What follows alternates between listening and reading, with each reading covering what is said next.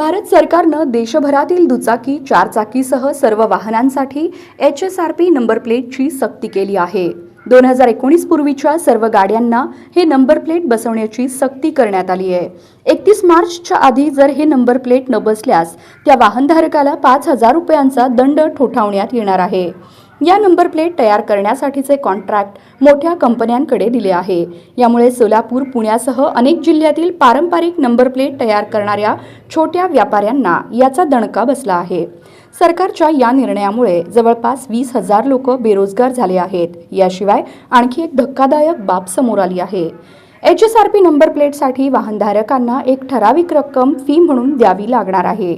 यात वाहनानुसार बदल आहे, पण ढोबळमानाने महाराष्ट्र सरकारकडून जी रक्कम निश्चित करण्यात आली आहे ती इतर राज्यांच्या तुलनेने जास्त आहे.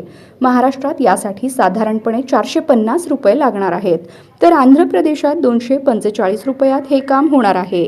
याशिवाय पंजाबमध्ये 200 रुपयात ही नंबर प्लेट दिली जाणार आहे. नरेंद्र मोदींच्या गुजरातमध्ये तर याची फी फक्त 160 रुपये आहे. सर्वात स्वस्त गोव्यामध्ये फी असून तुमचं हे काम गोव्यात 155 रुपयात होणार आहे. तुम्ही प्लेट ऑनलाईन ऑर्डर करायची, त्यासाठी तुमच्या गाडीचा नंबर आणि इतर तपशील भरायचा.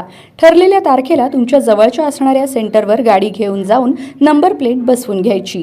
प्लेटचे मटेरियल एकच, बनवण्याची प्रोसेस एकच, फिटिंग देखील प्रोसेस देखील एकच. मात्र वेगवेगळ्या राज्यात यांच्या किमतींमध्ये इतका फरक कशासाठी, या प्रश्नाचं उत्तर मात्र अद्याप गुलदस्त्यात आहे.